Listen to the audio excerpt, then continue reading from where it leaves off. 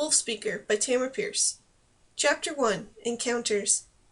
The wolves of the Long Lake pack, gorged on a careless mountain sheep, slept as they digested their meal. Only Brokefang, their chieftain, was awake to see the moon rise. He sat on a stone outcrop, thinking, an odd pastime for a wolf. In the last full moon of summer, on the advice of Old White, the wolf god, he had sent his best travelers, Fleetfoot and Russet, in search of a two-legger who once belonged to his pack. Their orders were to bring her to him, to speak to the local humans on his behalf. The sight of that night's full autumn moon reminded him that winter was coming. What if his messengers couldn't find Dane? What if something had happened to them? He did not like what-if thoughts. Until he'd met Dane 2 winters before, he had worried about nothing but eating, mating, ruling his pack, and scratching fleas. Now he had complex thoughts all the time, whether he wanted them or not. Soft chatter overhead made him look up. 2 bats had met a stranger. Clinging to a branch over his head, the 3 traded gossip in the manner of their kind. The newcomer brought word of a two-legger on the other side of the mountains, one who was human outside and beast people inside. She carried news from bats in the southwest, and if a Long Lake bat was hurt, she could heal him with her magic. She traveled in odd company. 2 horses, a pony, an extremely tall human male, a big lizard, and 2 wolves. The local bats exclaimed over the news. Their colony should hear this, they decided. Would the visitor come and tell them in their cave home? Along with their guest, the bats took to the air. Brokefang stretched. One new thought had been that he could learn much if he listened to the talk of non-wolves. Now he could see it was a good thought, so perhaps the others were good too. He was interested to hear that Dane had also learned new things since leaving the pack. Before, she could not talk directly with bats. Her healing was done with stinging liquids, needles, thread, and splints, not magic. He stopped in mid-stretch as he remembered something. When Fleetfoot and Russet had gone, the pack was layered near the valley's southern entrance, where a river flowed from the lake. While they eventually could find the new den in the valley's western mountains, it might take them days to locate the pack. He would take his wolf south and guide his visitors home. 2 days later, the girl called Dane watched rain fall outside the cave where she and her friends had taken refuge. For someone Brokefang regarded as pack, she looked quite human. She was 5'5", slim for her 14.5 years, with blue-gray eyes the color of the clouds overhead. Her curly brown hair was tightly pinned up, her clothes as practical as her hairstyle, a blue cotton shirt, tan breeches, and soft-soled boots. Around her neck, a heavy silver claw hung on a leather thong. She played with the claw, thinking. She had been born in mountains like these, in a town called Snowsdale over the border in Gala. The first 12 years of her life were spent there, before she lost her family. When she left Gala to serve the king and queen of Tortle, she had hoped that she might never see the mountains again, and here she was, in a place that could be Snowsdale's twin. Soon she would be with the wolves that had hunted in her old home. They had left soon after she did. Fleetfoot and Russet, her guides, had told of fleeing human hunters to find their new home by Long Lake. What would it be like to see them again? To be with them again? "What are you thinking of?" a light male voice asked from deeper inside the cave. "You look grim." Dane turned around. Seated cross-legged by the fire, a traveling desk on his knees, was her teacher, the wizard Numar Salamin. He wore his springy mass of black hair tied into a horsetail, away from his dark face and out of his brown eyes. His ink-brush was dwarfed by the hand that held it, an exceptionally large hand that was graceful in spite of its size. "I'm just wondering if Wano is managing the rider horses all right without me. I know the king told her he needed us to come here, but I still feel as if I should be helping her." The man raised his eyebrows. "You know very well Anawa managed the rider horses for years before you came to work there. What's really bothering you?" She made a face. She never could distract him when he wanted to know something. "I'm scared." He put down his brush and gave her his full attention. "What of?" She looked at her hands. They were chapped from cold, and this was only the 3rd week of September. "Remember what I told you? That I went crazy and hunted with wolves after bandits killed Ma and Granda and our animals?" He nodded. "They helped you to avenge the deaths." "What if it happens again? When I see them, what if I forget I'm human and start thinking I'm a wolf again? I'm supposed to have control of my wild magic now, but what if it isn't enough?" She rubbed her arm, shivering. May I remind you that the spell that keeps your human self apart from your magic self is one I created, he teased, white teeth flashing in a grin. How can you imply a working performed by your obedient servant, he bowed, an odd contortion in a sitting man, might be anything but perfect?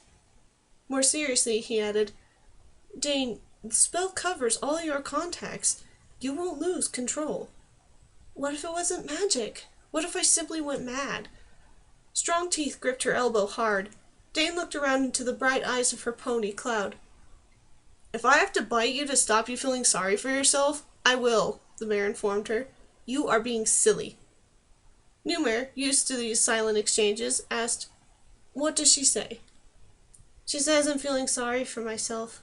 I don't think she understands. I understand that you fidget over stupid things. Cloud released Dane's elbow. The stork man will tell you. Don't fret, said the mage. Remember, you allowed me into your mind when you first came to Tortle. If there was a seed of genuine madness there, I would have found it. Dane smiled. There's folk who would say you're the last man to know who's crazy and who's not.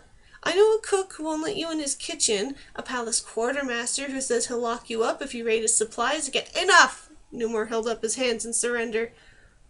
Just so you know. Feeling better, she asked. What are you writing? He picked up his ink brush once more. A report to King Jonathan. Another one? She asked, startled. But we sent one off a week ago. He said regular reports, Magelet. That means weekly. It's a small price to pay for being allowed to come to the rescue of your wolf friends. I just wish I had better news to send. I don't think we'll find those missing people. In March, a group of the Queen's Riders, 7 young men and women, had disappeared in this general area. In July, 20 soldiers from the Tortlan army had also vanished. They could have been anywhere inside 100 or 200 miles of us. All we can do is look, Numar said as he wrote. As wanderers, we have seen far more than soldiers will. Even so, it's a shame the whole northwestern border is opaque to magical vision. I hadn't realized that a search by foot would be so chancy. Why can't you wizards see this place with your magic? Dane wanted to know. When I asked the king, he said something about the city of the gods and an aura. Then we got interrupted, and he never did explain. It has to do with the city of the gods being the oldest center for the teaching of magic. Over the centuries, magic seeped into the very rock of the city itself, and then spread. The result is a magical aura that blanks out the city and the lands around it for something like a 500-mile radius. Dane whistled appreciation of the distance involved. So the only way to look at all this mountain rock is by eye. That's going to be a job and a half. Precisely. Tell me, how far do you think we are from our destination? Fleetfoot and Russet had measured distance in the miles a wolf travels in a day. Dane had to divide that in half to figure how far humans might go on horseback. Half a day's ride to the south entrance to the valley, where the Dunlath River flows out of the long lake. She stopped as something whispered in her mind. Animals were coming, looking for her. She ran to the mouth of the cave as their horses bolted past. Here they came up the trail, wolves, 3 in the lead and 4 behind. 2 of the leaders were her guides to the long lake, the small reddish-white male known as Russet, and the brown and gray female called Fleetfoot. Between them trotted a huge black and gray timber wolf, plumed tail boldly erect. Brokefang! Dane yelled. Numar, it's the pack! She ran to them and vanished in a crowd of yelping, tail-wagging animals. Delighted to see her, they proceeded to wash her with their long tongues. Standing at the cave entrance waiting for the reunion to end, the man saw that the rain was coming down harder. Why don't we move the celebration inside? He called. You're getting drenched. Dane stood. Come on, she told the pack, speaking aloud for Numar's benefit. And no eating my friends. The man is Numar, and he's my pack now. 2 wolves, Numar was touched to see they were Fleetfoot and Russet, his companions on their journey here, left the others to sit by him, grinning and sprinkling him with drops from their waving tails. Once out of the rain, the newcomers greeted Cloud, sniffing the grey mare politely. Brokefang gave the mare a few licks, which she delicately returned. The pony, the sole survivor of the bandit raid on Dane's farm, had stayed with Dane in the weeks the girl had run with the pack. In that time, wolves and pony had come to a truce of sorts. Next, Dane introduced her pack to Spots, the easygoing piebald gelding who was Numar's mount, and Mangle, a gentle bay cob who carried their packs. The horses quivered, white showing all the way around their eyes, as the wolf sniffed them. They trusted Dane to keep the wolves from hurting them, but their belief in her couldn't banish natural fear entirely. Once the greetings were over, they retreated to the rear of the large cave and stayed there. "Kitten!" Dane called, looking for her charge. "Come meet the wolves!" Knowing she often scared mortal animals, the dragon had kept to the shadows. Now she walked into the light. She was pale blue, almost 2 feet long from nose to hip, with another 12 inches worth of tail, a slender muzzle, and silver claws. The wings that one day would carry her in flight were, at this stage, tiny and useless. Her blue reptilian eyes followed everything with sharp attention. She was far more intelligent than a mortal animal, but her way of knowing and doing things was a puzzle Dane tried to unravel on a daily basis. "This is Sky Song," Dane told her pack. Well, that's the name her ma gave her anyway. Mostly we call her Kitten. The dragon eyed their guests. The newcomers stared, ears flicking back and forth in uncertainty, tails half tucked between their legs. Slowly she rose up onto her hindquarters, a favorite position, and chirped. Brokefang was the first to walk forward, stiff-legged, to sniff her. Only when his tail gave the smallest possible wag did the others come near. Once the animals were done, Dane said, "Numar, the gray and black male is Brokefang." When the wolf came to smell Numar's hands, the mage saw that his right canine tooth had the point broken off. "He's the first male of the pack, the boss male." Numar crouched to allow Brokefang to sniff his face and hair as well. The wolf gave a brief wag of the tail to show he liked Numar's scent. "The brown and gray male with the black ring around his nose is Short Snout," Dane said. "The tawny female is Battle. She fought a mountain lion when she was watching pups in Snowsdale. That's how she got her name." Short Snout lipped Numar's hand in greeting. Battle sniffed the mage and sneezed. "The brown and red male is Sharp Nose. The gray and tawny female is Frolic." The girl sat on the floor, and most of the wolves curled up around her. Frostfur, the boss female, and Longwind stayed in the valley with the pups. Greetings done, Numar sat by the fire and added new wood. "Has Brokefang said why he needs you?" he asked. His call for help was somewhat vague. Dane nodded. "Brokefang, what's going on? All he told Fleetfoot and Russet was that humans are ruining the valley." As the wolf replied, she translated. "He says this spring men started cutting trees and digging holes without planting anything. He says they brought monsters and more humans there, and they are killing off the game. Between that and the tree cutting and the hole digging, they're driving the deer and elk from the valley. If it isn't stopped, the pack will starve when the big cold comes." "The big cold?" asked Numar. "It's what the people, animals, call winter." The man frowned. "I'm not as expert as you in wolf behavior, but didn't you tell me that if wolves find an area is too lively for them, they flee it? Isn't that why they left Snowsdale? Because humans there were hunting them?" "Yes," said Brokefang. "They wanted to hurt us, because we helped Dane hunt the humans who killed her dam.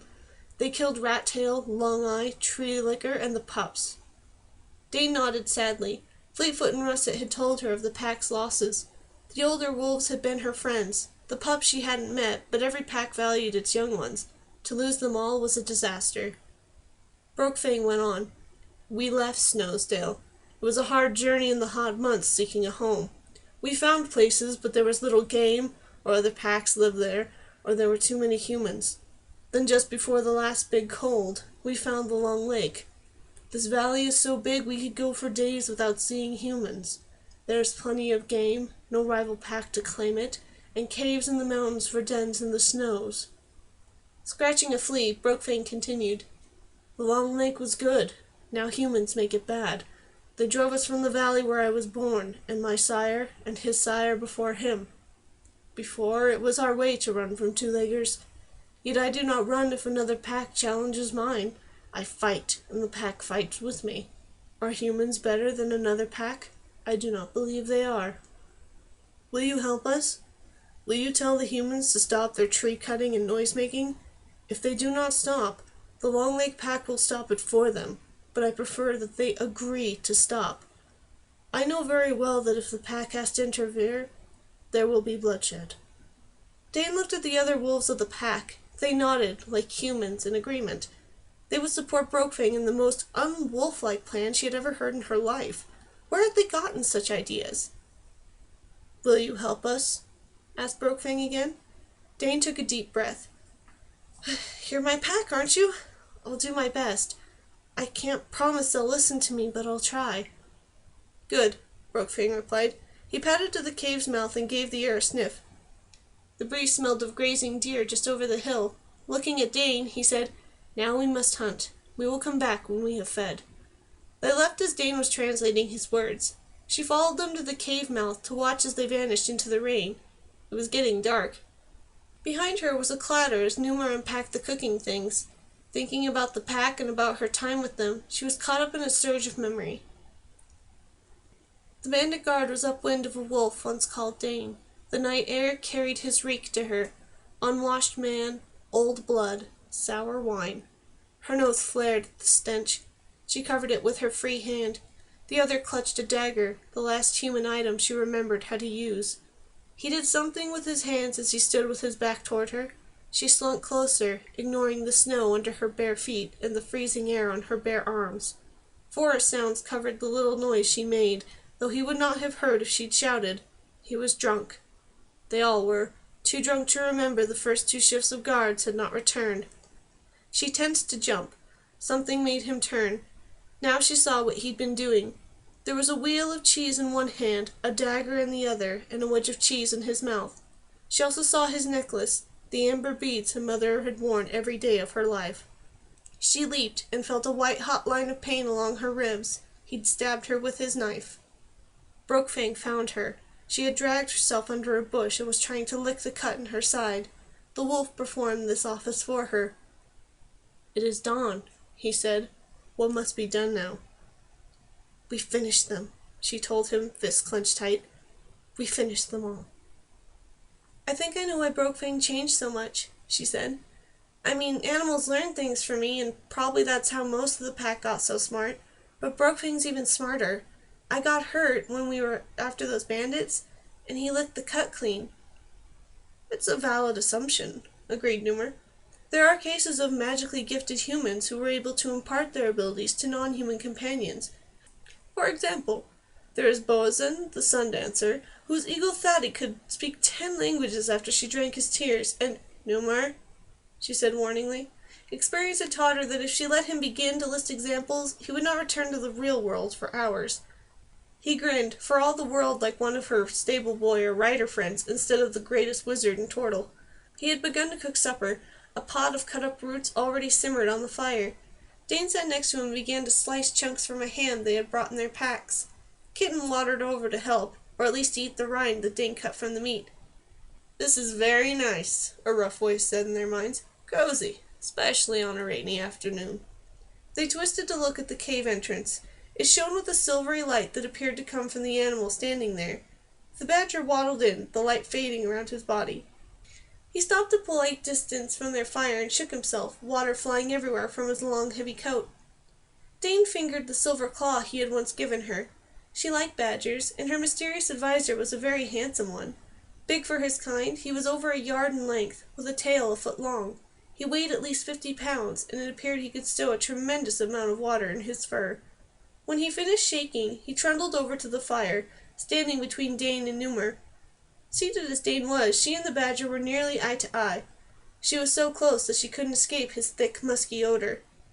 "Dane, is this—" Numar sounded nervous. The badger looked at him, eyes coldly intelligent. "I told her father I would keep an eye on her." "So you are her teacher. She tells me a great deal about you when I visit her." "May I ask you something?" the mage inquired. "I am an immortal, the first male creature of my kind. The male badger god, if you like. That is what you wish to ask, is it not?" "Yes, and I thank you," Numar said hesitantly. "I thought I had shielded my mind from any kind of magical reading or probe." "Perhaps that works with mortal wizards," the badger replied. "Perhaps it works with lesser immortals, such as Stormwings. I am neither." Numar blushed deeply, and Dane hid a grin behind one hand. She doubted that anyone had spoken that way to Numar in a long time. She was used to it. The badger had first appeared in a dream to give her advice 16 months ago on her journey to Tortle, and she had dreamed of him often ever since. "Another question, then," the mage said doggedly. "Since I have the opportunity to ask, you can resolve a number of academic debates, actually." "Ask." There was studied patience in the badger's voice. "The inhabitants of the divine realms are called by men immortals, but the term itself isn't entirely accurate. I know that unless they are killed in some accident or by deliberate intent, creatures such as stormwings, spitterins, and so on will live forever. They don't age either. But how are they lesser immortals compared to you, or to the other gods?" "They are lesser because they can be slain," was the reply. "I can no more be killed than can Mithros, or the goddess, or the other gods worshipped by two-leggers. Immortals is the most fitting term to use. It is not particularly correct, but is the best that you two-leggers can manage." Having made Numar speechless, the badger went on. "Now, on to your teaching. It is well enough, but you have not shown her where to take their next step. I am surprised. For a mortal, your grasp of wild magic normally is good." Numar looked down his long nose at the guest, who called his learning into question. "If you feel I have omitted something, by all means, enlighten us." The badger sneezed. It seemed to be his way of laughing. "Dane, if you try, you can learn to enter the mind of a mortal animal. You can use their eyes as you would your own, or their ears, or their nose." Dane frowned, trying to understand. "How? When you said I could hear and call animals, it was part of something I knew how to do. This isn't." "Make your mind like that of the animal you join," he told her. "Think like that animal does, until you become one. You may be quite surprised by what results in the end." It sounded odd, but she knew better than to say as much. She had questioned him once, and he had flattened her with the swipe of one paw. "I'll try." "Do better than try. Where is the young dragon?" Kitten had been watching from the other side of the fire. Now she came to sit with the badger, holding a clump of his fur in one small paw. She had a great deal to say in her vocabulary of chirps, whistles, clicks, and trills. He listened as if it meant something, and when she was done, waddled over to talk with Cloud and the horses. At last he returned to the fire, where Dane and Numar had waited politely for him to end his private conversations.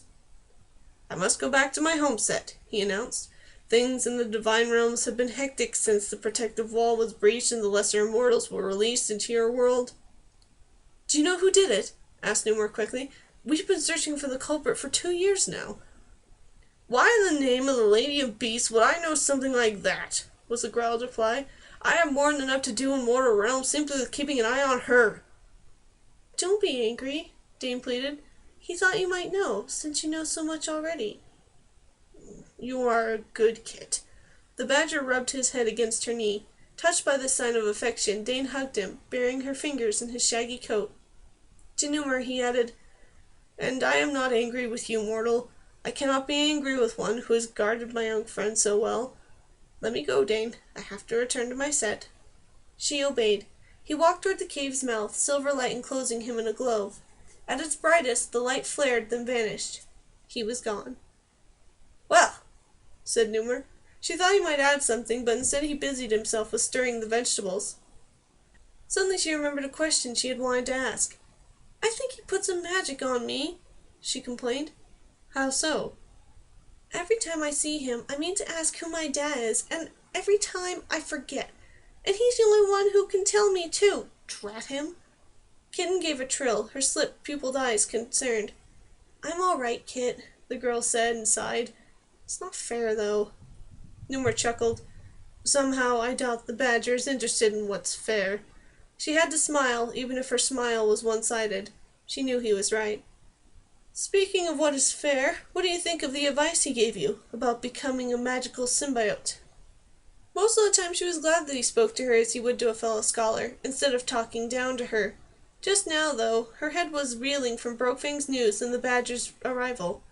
"A magic so what's this?" "Symbiote," he replied. "They are creatures that live off other creatures, but not destructively as parasites do. An example might be the bird who rides on a bison, picking insects from the beast's coat." "Oh, I don't know what I think of it. I never tried it." "Now would be a good time," he said helpfully. "The vegetables will take a while to cook." Why not try it with Cloud? Dane looked around until she saw the mare, still at the rear of the cave with Mangle and Spots. Cloud, can I? Cloud, may I, the man corrected. You can or you may. I don't know if it will help, said the mare. The girl went to sit near the pony, while Mangle and Spots ventured outside to graze again. Numar began to get out the ingredients for campfire bread as Kitten watched with interest. Don't let him stir the dough too long, Dane ordered the dragon. It cooks up hard when he forgets. Kitten chirped as Numar glared across the cave at his young pupil. The girl closed her eyes. Breathing slowly, she reached deep inside to find the pool of copper light that was her wild magic. Calling a thread of fire from that pool, she reached for Cloud and tried to bind their minds with it. Cloud whinnied, breaking the girl's concentration. That hurt, the mare snapped. If it's going to hurt, I won't do it. Try it with less magic. Shutting her eyes, Dane obeyed. This time she used a drop of copper fire, thinking to glue her mind to Cloud's. The mare broke contact the minute Dane's fire touched hers. Dane tried it a second and a third time without success. It's the same kind of magic, she told Cloud, frustrated. It's not any different from what's in you. It hurts, retorted the pony. If that badger knew this would hurt and told you to try it anyway, I will tell him a few things the next time he visits. I don't do it a purpose, argued Dane. How can I do it without paining you? Without the fire, Cloud suggested. You don't need it to talk to us or to listen. Why should you need it now? Dane bit a thumbnail. Cloud was right. She only used the fire for magic when she was tired, or when she had to do something hard. She was tired now, and the smell of cooking ham had filled her nostrils. Let's try again tomorrow, she said aloud. My head aches. Come eat, called Numar. You've been at it nearly an hour. Dane went to the fire, Cloud following. Digging in her pack, the girl handed the pony a carrot before she sat. Numar handed over a bowl of mildly spiced vegetables and cooked ham. Kitten climbed into the girl's lap, forcing Dane to arrange her arms around the dragon as she ate. Between mouthfuls, she explained what had taken place. Cloud listened, nibbling the carrot as her ears flicked back and forth. When Dane finished, the mare suggested, Perhaps I am the wrong one to try with. Who then, Cloud? Dane asked. I've known you longer than anyone. She yawned. The experiment, even though it hadn't worked, had worn her out. But I am a grazer. You are a hunter. Why not try with a hunter? It may be easier to do this first with wolves. You are practically a wolf as it is. And if I forget I'm human? I wish I could hear both sides of this conversation, Numar confided softly to Kitten. I feel so left out sometimes. The man said you won't, replied Cloud. He should know. Brokefang is part of you already. Ask the stork man. He will tell you I am right. Dane relayed this to Numar. She has a point, he said. I hadn't thought the predator-prey differential would constitute a barrier, but she knows you better than I. He watched Dane yawn again, hugely, and smiled. It can wait until tomorrow. Don't worry about cleanup. I'll do it. But it's my turn, she protested. You cook, so I have to clean. Go to bed, her teacher said quietly. The moon will not stop its monthly journey simply because I cooked and cleaned on the same meal. She climbed into her bedroll and was asleep the moment she pulled the blankets up. When the wolves returned much later, she woke just enough to see them group around her. With Kitten curled up on one side and Brokefang sprawled on the other, Dane finished her night's rest smiling. It was damp and chilly the next morning, the cold a taste of the months to come. Breakfast was a quiet meal, since neither Dane nor Numar was a morning person. They cleaned up together and readied the horses for the day's journey. The wolves had gone to finish the previous night's kill. They were returning when Numar handed Dane a small tube of paper tied with plain ribbon. Can we send this on to the king today? He asked. Dane nodded and reached with her magic. Not far from their campsite was the nest of a golden eagle named Sunclaw. Dane approached her politely and explained what she wanted. She could have made the bird do as she wished, but that was not the act of a friend. The eagle listened with interest and agreed. When she came, Dane thanked her and made sure the instructions for delivering Numar's report were fixed in Sunclaw's mind. Numar, who had excellent manners, thanked Sunclaw as well, handing the letter to her with a bow. Brokefang had watched all this with great interest. You have changed, he commented when Sunclaw had gone. You know so much more now. You will make the two-leggers stop ruining the valley. Dane frowned. I don't know if I can, she told the wolf. Humans aren't like the people. Animals are sensible. Humans aren't. You will help us, Brokefang repeated, his faith in her shining in his eyes. You said that you would. Now are you and the man ready? It is time to go. Dane put Kitten atop the packs on Mangle's back. Numar mounted Spots and the girl mounted Cloud. Lead on, the mage told Brokefang. The wolves trotted down the trail away from the cave, followed by the horses and their riders. When the path forked, one end leading to the nearby river and the other into the mountains, Brokefang led them uphill. If we follow the river, won't that take us into the valley? Dane called. It won't be so hard on us. Brokefang halted. It is easier, he agreed, as Dane translated for Numar. Humans go that way all the time. So also do soldiers and men with magic fires. It is best to avoid them. Men kill wolves on sight, remember, Pack Sister? Men with magic fires? Numar asked, frowning. Men like you, said Brokefang, with the light inside. We call them mages, Dane told him, or sorcerers, or witches, or wizards. What we call them depends on what they do. Numar thought for a moment. Lead on, he said at last. I prefer to avoid human notice for as long as possible, and thank you for the warning.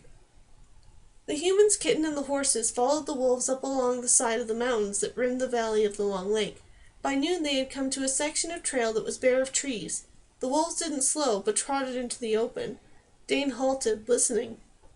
Something nasty was tickling at the back of her mind, a familiar sense that had nothing to do with mortal animals. Getting her crossbow, she put an arrow in the notch and fixed it in place with the clip. Numar took a step forward, and Cloud grabbed his tunic in her teeth. Storm wings, Dane whispered. Numar drew back from the bare ground. Under the tree cover they watched the sky. High overhead glided 3 creatures, with human heads and chests, and great spreading wings and claws. Dane knew from bitter experience that their bird-like limbs were steel, wrought to look like genuine feathers and claws. In sunlight they could angle those feathers to blind their enemies. They were battlefield creatures, living in human legend as monsters who dishonored the dead. Eyes cold, she aimed at the largest of the 3. Numar put a hand on her arm. Try to keep an open mind, Magelet, he whispered. They haven't attacked us. Yet, she hissed. Brokefang looked back to see what was wrong and saw what they were looking at. These are harriers, he said. They help the soldiers and the mages. Dane relayed this to Numar as the wolves moved on, to wait for them in the trees on the other side of the clearing. Stormwings that work in conjunction with humans, the man commented softly. That sounds like Emperor Osborn's work. The Emperor of the Southern Kingdom of Carthag was a mage who seemed to have a special relationship with minor immortals, and with Stormwings in particular. Some, Numar included, thought it was Osborn's doing that had freed so many immortals from the divine realms in the first place. He had his eye on Tortle's wealth, and many thought he meant to attack when the country's defenders were worn out from battling immortals. How can I shoot them? Dane wanted to know. You may not. They still have done nothing to harm us. The Stormwings flew off. Vexed with her friend, Dane fumed and waited until she could no longer sense the immortals before leading the way onto the trail once more. They were halfway across the open space when Numar stopped, frowning at a large blackened crater down the slope from them. That's not a natural occurrence, he remarked, and walked toward it. This isn't the time to explore, Dane hissed. If he heard, he gave no sign of it. With a sigh, the girl told the horses to move on.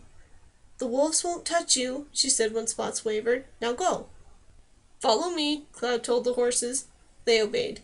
Dane, with Kitten peering wide-eyed over her shoulder, followed Numar. Blackened earth sprayed from the crater's center. Other things were charred as well. Bones, round metal circles that had been shields before the leather covers burned, trees, axe heads, arrowheads, swords. The heat that had done this must have been intense. The clay of the mountainside had glazed in spots, coating the ground with a hard surface that captured what was left of this battle scene. Numar bent over a blackened lump and pulled it apart. Dane looked at a mass of bone close to her and saw it was a pony's skeleton. Metal pieces from the dead mount's tack had fallen in among the bones. Looking around, she counted other dead mounts. The smaller bone heaps belonged to human beings. Grimly, Numar faced her and held up his find. Blackened, half-burned, in tatters, it was a piece of cloth with a red horse rearing on a gold-brown field. Now we know what happened to the 9th Rider Group. Dane's hands trembled with fury. She had a great many ties to the Queen's Riders, and the sight of that charred flag was enough to break her heart. And you stopped me from shooting those stormwings." "They don't kill with blasting fire like this," Numar replied. "This is battle magic. I have yet to hear of a stormwing being a war mage. I bet they knew about this, though." Numar put a hand on her shoulder. "You're too young to be so close-minded," he told her. "A little tolerance wouldn't come amiss." Folding the remains of the flag, he climbed back up to the trail.